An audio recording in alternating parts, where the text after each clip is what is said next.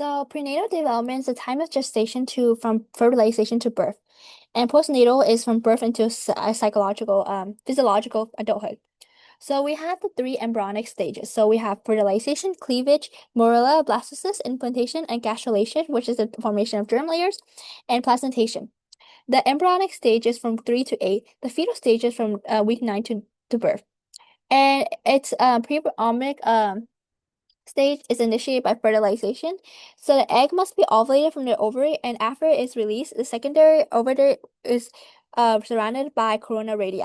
Corona radii is a layer of germinal cells from the ovarian tube follicle that surrounds the oocyte and continues down the fallopian tube towards the oocyte.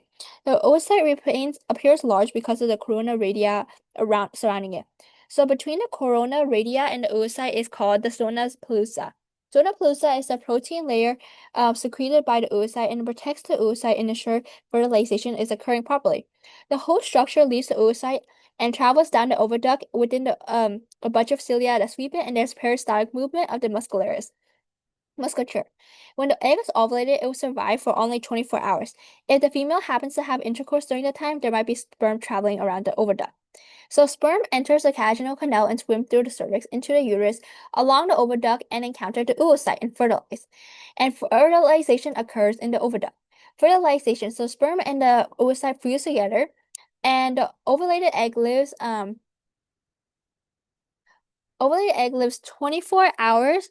Um, and ejaculated sperm will last 2 to 5, but there isn't much stuff for the sperm to be supported.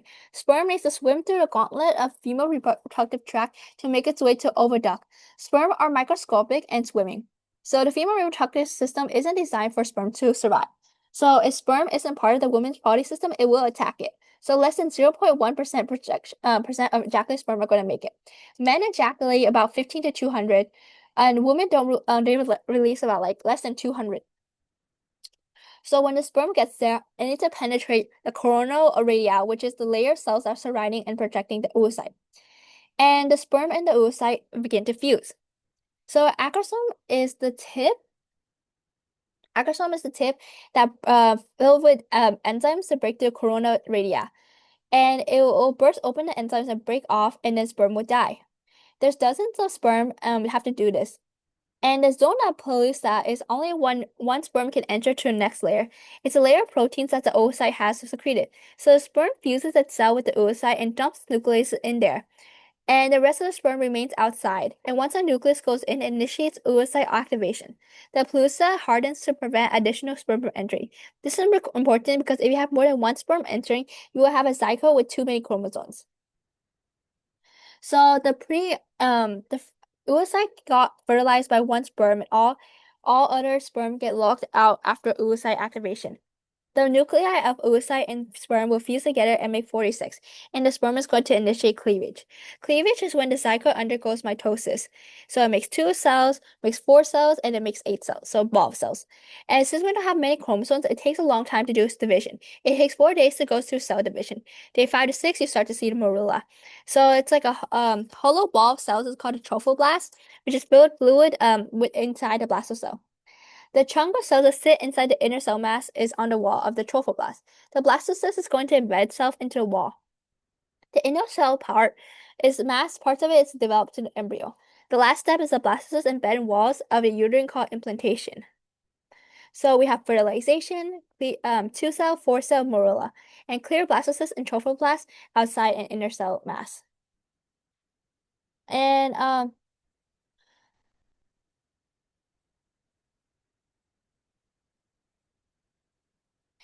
So occur about 4 to 6 days before post-fertilization. The implantation occurs on the posterior wall of the fundus of the body of the uterus.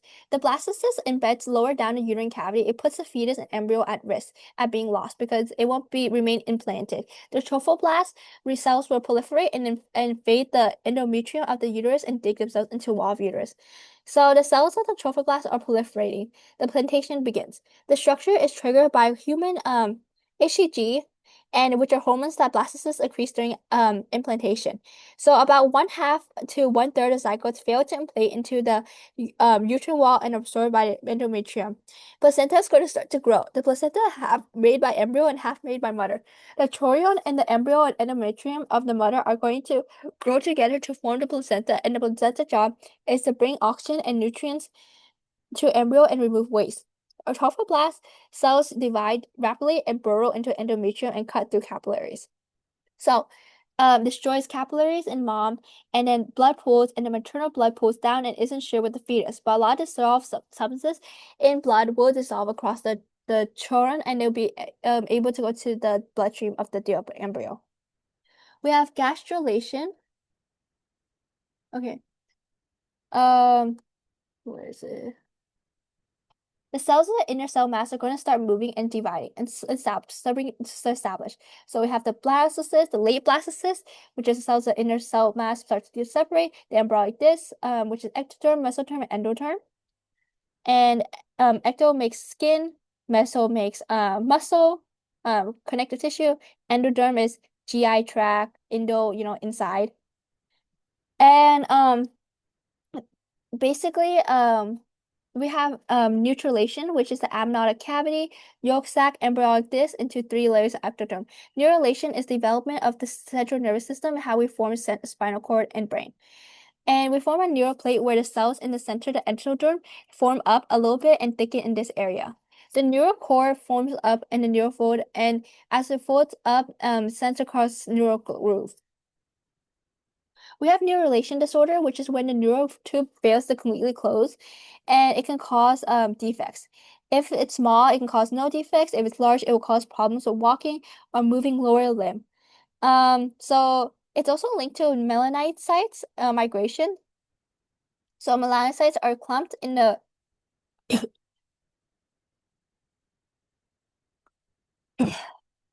neural tube, and they start to migrate. So there's Waardenburg syndrome, which is a genetic disorder where the melanocytes migrate, so you end up with a white patch of hair. So vitral white patterns is seen in animals. So we domesticate them, and you select those that act like puppies, and their melanocytes they have slightly delayed maturation. So then that's why they have a white spot. There are four membranes that form around the embryo. The amnion surrounds the embryo and makes amniotic cavity from inner cell mass of the blastocyst. The yolk sac is the nourishment, and it gets reabsorbed and becomes blood cells and gonads. And the alternus is the membranes that form blood vessels that become part of the umbilical. The chorion is made up of chorionic villi that started from the placenta. So as organs start to develop, there'll be additional structures that are umbilical arteries and umbilical veins. Umbilical arteries carry deoxygenated blood, and umbilical vein are red blood vessels bringing blood up to the vena cava. The ductus venous is a shunt between the umbilical vein and inferior vena cava, and ductus arteriosus it will allow the blood to bypass. The foramen ovale is the opening between the right and left atria. It's going to close off after birth. So the embryonic period, the reproductive system, the first 6 weeks, male and female embryos are the same. Only genes in the X chromosomes are used. If you have Y chromosomes, it doesn't get activated until week 6.